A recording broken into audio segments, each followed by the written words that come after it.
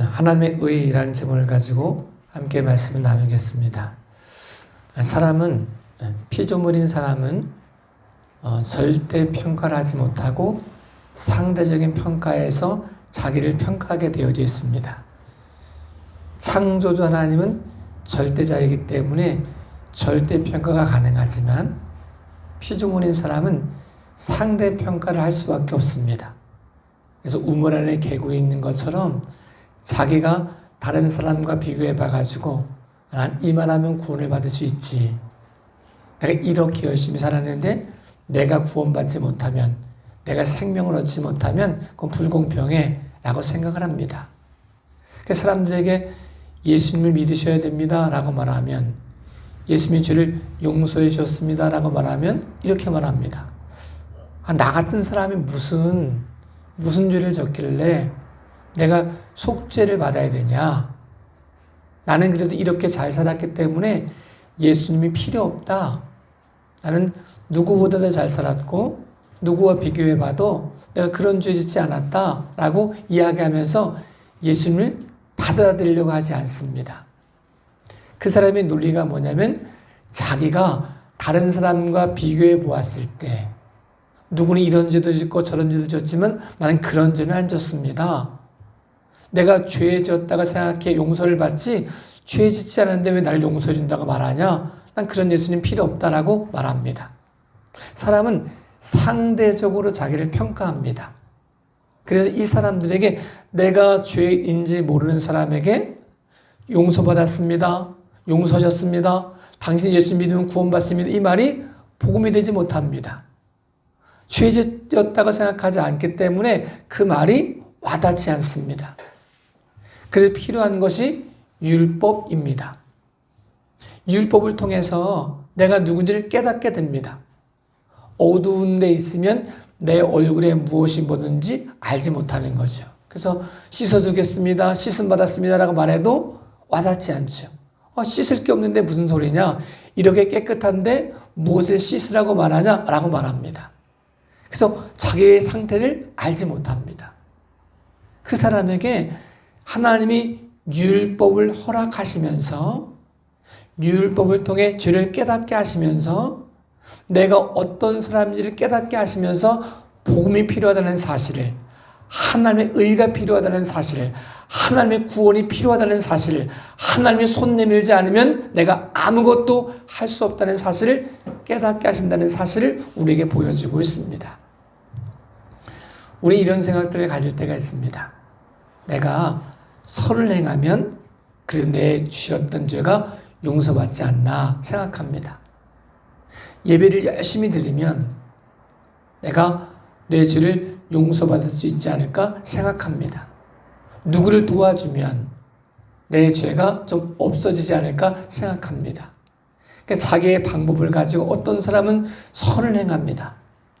어떤 사람은 자기가 잘못했다는 인정하고 자해를 합니다. 내가 나를 좀 괴롭히면 죄가 좀 사라질 것 같아가지고 자해를 합니다. 어떤 사람은 내가 내 죄를 용서받기 위해서 선을 행하거나 예배를 열심히 드리거나 봉사를 하거나 헌금을 많이 하거나 이러면 죄를 용서받을 수 있다고 생각을 합니다. 근데 그것은 우리의 생각이지 하나님의 방법은 아닙니다.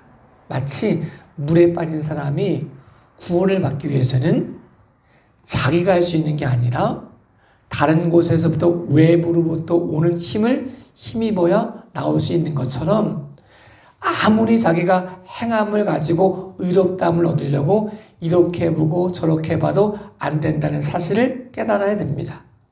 물에 빠진 사람이 자기가 향해서 자기가 자기 목을 향해서 드러낼 수 있을까요? 물에 빠졌으니 건져내겠다 이래가지고 자기가 자기를 건져낼 수 있을까요? 힘을 준다고 노력한다고 건져낼 수 있는 게 아닙니다.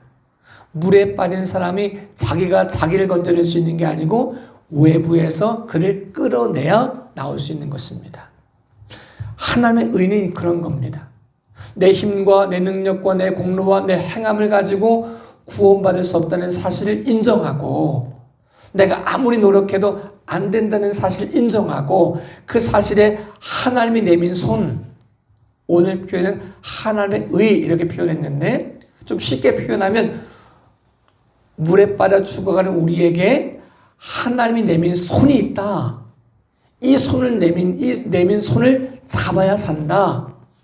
내 힘과 내 능력과 내 공로를 가지고는 아무리 수고하고 애써도 살아날 수 없다. 하나님이 내민 손을 잡는 것이 믿음이다. 이렇게 표현할 수 있습니다. 성경에 이런 표현이 있습니다. 마태, 마가, 누가복음을 공간복음이라고 말하는데 공간복음에 다 나와 있는 사건이 하나 있습니다. 마가복음에도 마태복음에도 누가복음에도 동일한 사건인데 이 동일한 사건을 같은 관점을 가지고 기록해 놓았습니다. 좀 표현이 약간 다르지만 내용은 다 같습니다. 어떤 사람이, 어떤 부자가, 어떤 관원이 이렇게 표현되어지지만 한 사람인 거죠. 그럼 이 사람이 부자이고 젊은 사람이고 관원인 게 분명한 거잖아요. 이 사람이 표현되어지는 겁니다. 이 사람이 예수님께 나와서 무릎을 꿇고 묻습니다. 그냥 당당하게 어떻게 해야 선한 선생님 어떻게 해야 구원받습니까? 이렇게 물은 게 아니라 진짜 사모하는 마음을 가지고 진짜 구원을 받고 싶은 마음을 가지고 예수님께 나와서 무릎을 꿇고 묻습니다. 선한 선생님, 내가 무엇을 행해야 선을 행해야 어떤 선을 행해야 어떤 것을 행해야 구원을 받을 수 있습니까? 라고 묻습니다. 예수님이 말씀해 주시죠. 네가 왜 나를 선하다고 말하냐? 라고 말씀하시면서 하나님의 법을 이야기합니다. 율법에 이렇게 해야 구원받는다고 말씀하지 않았냐? 부모를 공경하라고 말하기도 하고 산내지 말라고 말하기도 하고 이거 쭉 이야기합니다. 그래도 이 사람이 너무 기뻐가지고 말합니다. 그런 법이면 제가 어려서부터 지켰습니다. 그랬더니 예수님이 그를 사랑하셔서 사랑하는 마음을 가지고 말씀하십니다. 그런데 너에게 오히려 한 가지 부족한 게 있다. 그래서 이 사람이 부족한 게 있으면 행하면 된다고 생각해가지고 예수님의 얼굴을 바라보고 입에서 무슨 말씀을 하시나 간절히 사모하는 마음을 가지고 바라봅니다. 근데 예수님이 이렇게 말씀하십니다. 네가 가지고 있는 재산을 다 팔아서 가난한 사람에게 주고 너는 나를 따르라. 이렇게 말씀하십니다.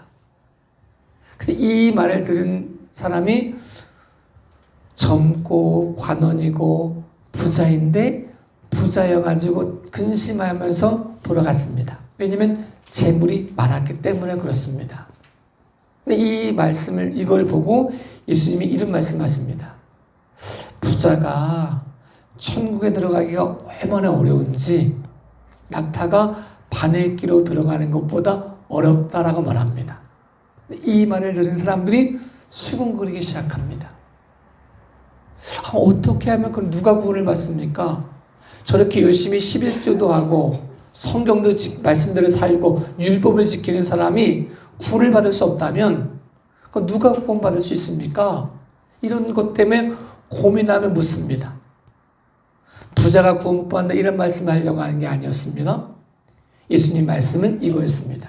사람이 자기 힘과 자기 능력을 가지고 열심히 행해가지고 율법을 행하고 11조도 하고 법도 지키고 선하게 살고 누가 봐도 저런 사람이 구원 못 받으면 어떻게 할 정도로 선하게 살아도 사람이 할 수 없는 것이 있다는 겁니다. 100가지 중에 99가지를 다 잘 지키고 우린 99점 하면 상대평가를 가지고 우수한 사람, 상위 1%, 너무 잘 산 사람이라고 말하지만 절대평가에서는 99점과 빵점이 똑같다는 겁니다. 한 가지가 어긋나도 한 가지를 부족해도 한 가지를 이루지 못해도 그 사람은 구원을 받을 수 없다는 거죠. 99점이었습니다. 이 사람은 99점이었습니다. 자기 힘으로 할 수 없는 한 가지가 있었습니다. 자기는 어려서부터 사람 죽이지 말라는 거 안 죽이고 부모 공경하라는 거 하고 10계명을 다 지켰다고 생각을 했지만 다 자기 힘으로 할 수 있다고 생각했지만 자기가 부자이므로 물질이 많으므로 한 가지 할 수 없다는 사실을 깨닫게 되었습니다. 내가 이거는 못합니다. 이거는 못 버립니다. 내가 하나님이 내민 손 잡는다가 말하지만 이거 잡고 있어야 이거 못 잡습니다. 이렇게 말하고 있는 것 같거든요. 그것의 결론이 뭐냐? 사람으로 할 수 없을 때 하나님은 하실 수 있다는 겁니다. 부자가 천국 못 간다 이 말씀한 게 아니고, 그 말씀을 하고 싶은 게 아니고, 사람은 할 수 없는데 하나님은 하신다. 다른 말로 하면 하나님이 내민 손을 잡아야 산다. 자기 힘과 자기 능력과 자기 공로를 가지고 아무리 행할 수 있다고 생각을 해도 하나님이 내민 손 잡지 못하면 못 산다. 하나님이 내민 손만이 복음이고 생명이다. 이 사실을 말씀하고 있는 것입니다. 우리는 상대적인 평가에 익숙해가지고 자기를 내가 저 정도는 죄를 안 졌습니다. 우리가 막 TV에 뉴스에 누구누구 잘못한 거 막 나오면 우리 마음속에 난 저 정도는 아니야. 나는 그래도 80점 이상은 돼. 그리고 자기를 자꾸만 이렇게 이야기하고 싶어 합니다. 그래서 하나님이 보여주신 손을 안 잡으려고 합니다. 그냥 나는 이만하면 괜찮은 사람입니다. 라고 말하고 싶어 합니다. 그러고 싶은 사람에게 하나님이 부자 청년에게 보여주신 사건이 뭐냐? 실상이 뭐냐? 99점이 돼도 1점이 모자라도 구원받을 수 없다. 하나님이 내민 손 잡지 못하면 구원받을 수 없다. 네 힘과 네 능력과 네 공로와 네 의를 가지고는 구원받을 수 없다. 하나님이 내민 손 잡아야 된다. 이 사실 인정하는 것이 복음이다. 이 사실 앞에서 무릎을 꿇고 그분 앞에서 내 힘과 내 능력이 아닌 하나님의 능력을 잡아라. 이 말씀을 하고 싶은 건데 99점인 사람이 0점인 사람과 동일하게 내밀고 싶지 않은 거죠. 그래서 성경은 뭐라고 말씀하시느냐? 곧 예수 그리스도를 믿는 믿음으로 말미암아 모든 믿는 자에게 미치는 하나님의 은이 차별이 없느니라 라고 말씀하거든요. 근데 99점인 사람은 차별을 받고 싶거든요. 내가 저 사람과 똑같다고요? 그건 안 된 일입니다. 내가 이렇게 열심히 살았는데 저 사람과 똑같이 대우한다고요? 그러면 그거 못 잡겠습니다. 이렇게 말하는 거거든요. 하나님의 의는 믿음으로 말미암아 하나님의 의는 모든 사람 0점인 사람에게도 필요하고 99점인 사람에게도 필요하고 80점인 사람에게도 필요하고 99점인 사람은 1점만이니까 난 필요 없다라고 말할 수 없다는 거죠. 하나님의 의를 잡지 못하면 하나님이 내민 손을 잡지 못하면 99점을 맞는 사람도 멸망한다. 패망한다. 하나님의 의를 잡는 사람, 생명을 잡는 사람은 그 모든 것 안에서 차별이 없다는 사실을 믿고 생각하고 그 간절한 소망을 가지고 하나님이 내민 손만이 구원입니다. 하나님 내민 손만이 생명입니다. 그분을 잡아야 삽니다. 이 사실을 인정해야 된다는 사실을 우리에게 말씀해 주고 있습니다. 율법을 잘 지켰던 사람, 그래도 남들이 봤을 때 저 사람은 법 없이도 살 수 있는 사람이야 라고 말하는 사람들이 하나님의 의를 못 잡을 때가 있습니다. 이만하면 괜찮은 것 같은데 저 사람과 비교해봐도 괜찮을 것 같은데 이러니까 하나님이 주신 생명의 줄을 못 잡는다는 거죠. 우리 이렇게 생각해 보면 좋겠습니다.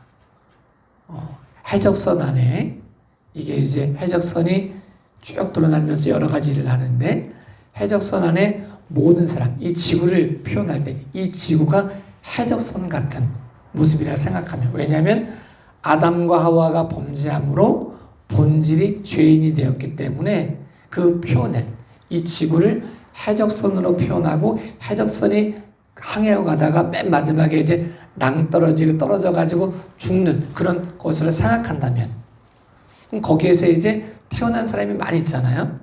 어떤 사람이 말하는 거예요.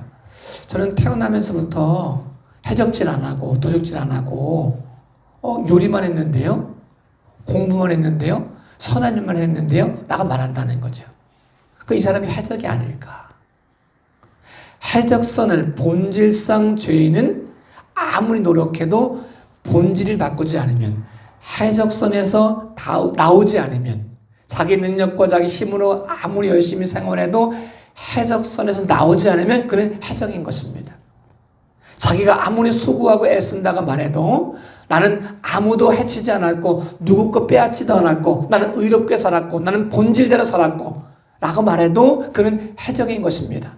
내가 한 모든 것이 해적을 유익하게 하는 것이라면 내가 원하든 원치 않든 나는 해적을 도운 사람이 된다는 거죠. 그래서 마지막에 죽어가지 말하기를 나는 아무것도 안 했는데요. 나는 해적이 아닌데요. 누구 거 빼앗지도 않았는데요. 누굴 죽이지도 않았는데요. 라고 말해도 그는 해적이라는 거죠. 그럼 그가 할 수 있는 일은 해적선에서 나와야 됩니다. 내가 누군지를 알고 내가 아무리 열심히 생활을 했고 내가 누굴 해치지 않았고 아무것도 남들에게 해로움을 주지 않았어도 내가 본질상 해적이라는 사실을 깨닫고 율법 안에서 율법을 통해서 내가 어떤 사람인지 깨닫고 나를 본질상 옮겨질 그분을 붙잡지 않으면 안 된다는 사실을 인정해야 됩니다. 근데 문제는 뭐냐? 99점인 사람은 자기를 그래도 괜찮은 사람이라고 생각한다는 거죠. 우리 마음속에 그런 마음이 있거든요. 내가 저 사람보다 좀 나아. 이런 마음이 있거든요. 상대적으로. 저 사람은 나쁜 사람이지만 나는 그래도 괜찮은 사람이야 라고 생각하는 마음이 있거든요. 성경 우리에게 말씀하십니다. 율법은 우리에게 말씀하십니다. 율법을 통해서 요구되는 것은 99점과 0점이 같다는 겁니다. 100가지를 어긴 사람과 한 가지를 어긴 사람이 같다는 겁니다. 율법에는 허용할 수 있는 게 없다는 겁니다. 율법의 완성은 완전히 100점을 맞지 않으면 0점인 사람도 패망을 당하고 99점인 사람도 패망을 당한다는 사실을 말씀합니다. 율법 앞에 딱 서보면 내가 어떤 모습으로 살아야 되는지를 알게 된다는 거죠. 율법 아래 모든 사람이 망한다는 사실을 안다는 거죠. 내 힘과 내 능력을 가지고 아무것도 할 수 없다는 사실을 인정할 수밖에 없다는 거죠. 율법을 통해서 나를 깨닫기 시작하게 됩니다. 하나님의 의 안에 거하기 위해서는 상대평가가 아니라 절대평가 안에 서 있다는 사실을 깨닫게 됩니다. 그 사람이 바라보고 원하고 붙잡아야 될 게 뭐냐면 하나님이 내민 손, 복음, 예수 그리스도 안에 있는 생명의 성령의 법, 이 법 아래 거하지 않고는 내 능력과 내 공로를 가지고는 구원받을 수 없다는 사실을 깨닫게 됩니다. 그리고 그가 발견한 유일한 법, 믿음의 법, 하나님이 내민 손을 잡는 법, 그리스도 예수 안에 거하는 법, 생명의 성령의 법 아래 거하는 법을 잡게 됩니다. 이것이 하나님이 우리에게 허락하신 하나님의 의입니다. 하나님이 내민 손, 이 내민 손을 붙잡을 수 있는 저와 여러분의 삶이 되어줄 수 있기를 예수님의 이름으로 축복합니다. 이것은 구원의 시작이지 구원의 완성은 아닙니다. 교회 다니는 사람들이 욕먹는 것 중에 한 가지가 뭐냐면 예수 믿으면 구원받는다 이 사실만 믿는 겁니다.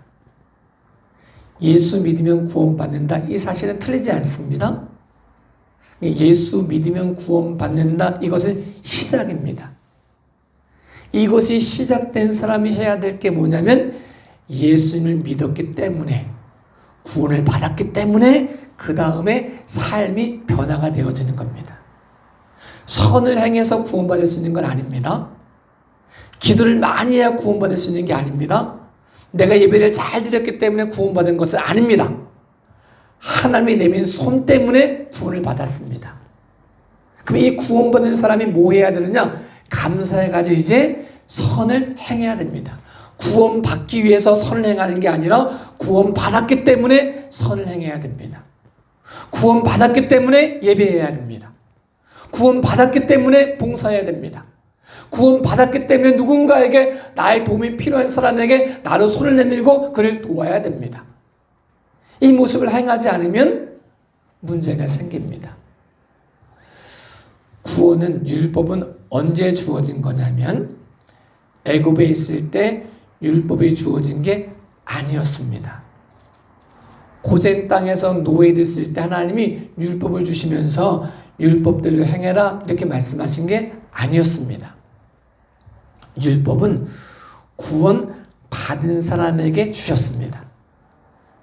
구원 받을 사람에게 율법을 행하면 구원해 줄게 이게 아니고 사람은 그렇게 할 수 없으니까 어린애가 잘못된 애가 큰 고려청자 깼을 때 얘가 자기 힘으로 이 청자를 물어낼 수 없잖아요.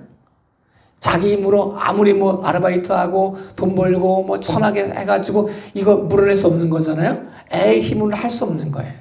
사람의 힘으로는 할 수 없기 때문에 하나님이 구원, 예수 그리스도를 통해 구원해 주시고 허락해 주신 게 율법입니다.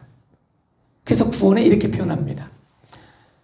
율법이 언제 주어졌냐면 고센 땅에 있을 때 노예로 생활하고 있을 때 주어진 게 아니고 모세를 통해 구원을 받고 홍해를 건넌 다음에 시내산에 머물러 있을 때 하나님이 율법을 허락해 주신 것입니다. 율법을 행해서 구원받은 게 아니었습니다. 구원해 주신 사람에게 율법을 보여주시면서 우리의 실상이 어떤지를 점검해 보게 하셨다는 거죠. 율법 안에 서면서 계속 점검해 보다 보니까 이건 내가 잘못했구나. 다시 회개하고 다시 예수 그리스도의 보혈의 운을 의지하고 또 그것에 대한 감사해 가지고 선을 행하고 예배하고 감사하고 기도하고 봉사하고 이 모습을 가지고 기쁨으로 행할 수 있도록 만들어졌다는 거죠. 억지로 두렵고 떨림을 가지고 행하게 하신 게 아니라 구원받은 우리가 기쁨으로 행할 수 있도록 우리를 바꾸어 주셨다는 사실을 우리에게 보여주고 있습니다.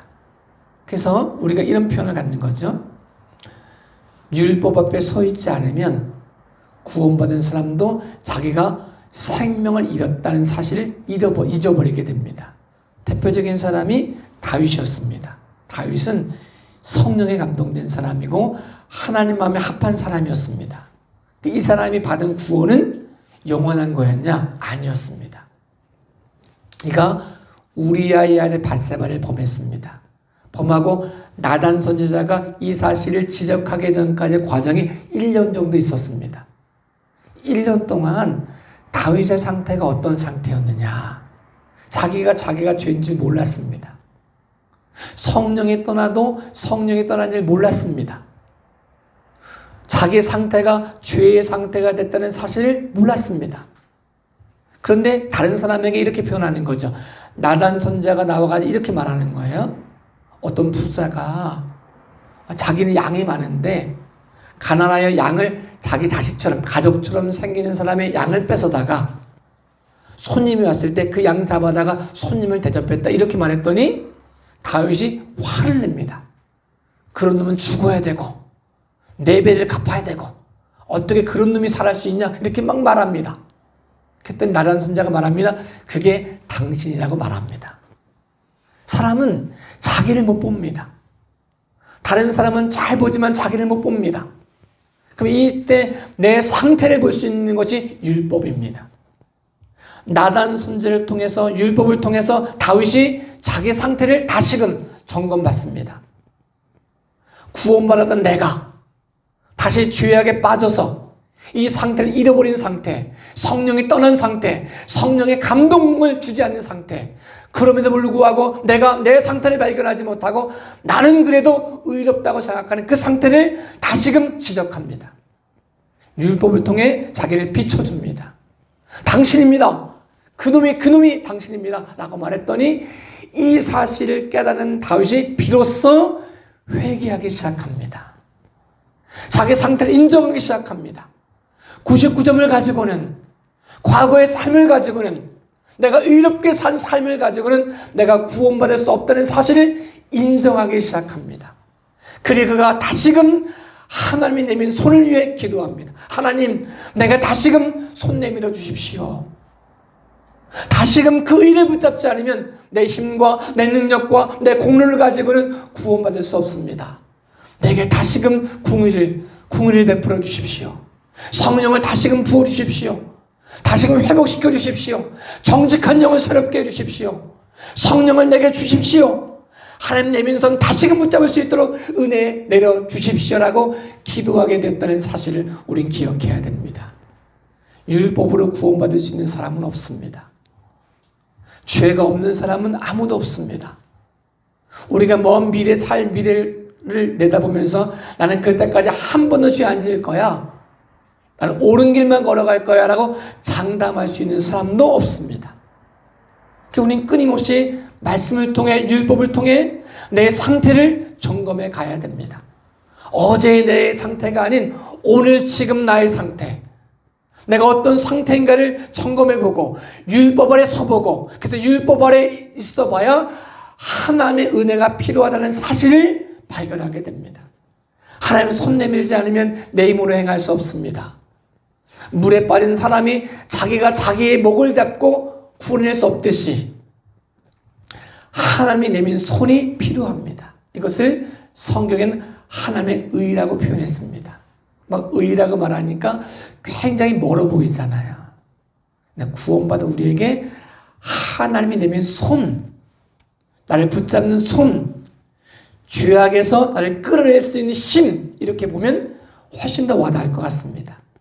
저희도 여러분에게도 이 사실을 발견함으로, 율법을 통해, 말씀을 통해 내 상태를 발견함으로, 상대평가가 아닌, 큰 사람 앞에 가면 내가 작아지고 작은 사람 앞에 가면 크게 느껴지지만 그건 상대적인 평가지만, 그 죄인들 많은 곳에 가면 그래 나는 괜찮은 사람이지 라고 말하고, 의인이 많은 곳에 가면 나는 잘못한 사람이야 막 말하는 이런 상대적인 평가가 아닌 하나님의 평가, 절대평가 앞에서 내가 아무것도 할 수 없다는 사실을 인정하고, 하나님이 내민 손만이 나를 구원한다는 사실을 인정하고, 율법이 증언하고 있기를, 선지자가 증언하고 있기를, 성경이 증언하고 있기를, 예수 그리스도를 통해서 우리를 구원하셨다는 사실을 인정함으로, 예수 그리스도를 붙잡고 예수 그리스도를 믿음으로 그분 안에 거함으로 그분의 모든 삶을 통해서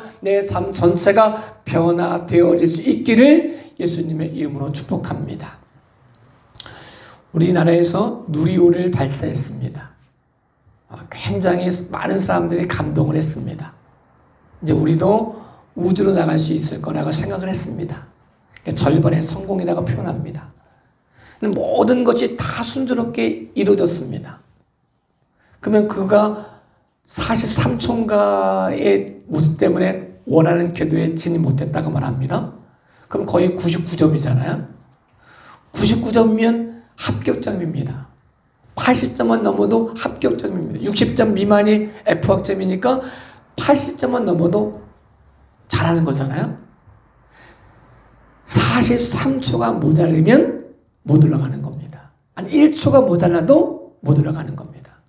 1시간이 모자른 사람과 1초가 모자른 사람이 우리가 봤을 때 상대적으로 1시간 모자란 사람은 한참 미만이고 1초물에 아깝다고 말하지만 아까워도 못 올라갑니다. 구원은 그런 것입니다.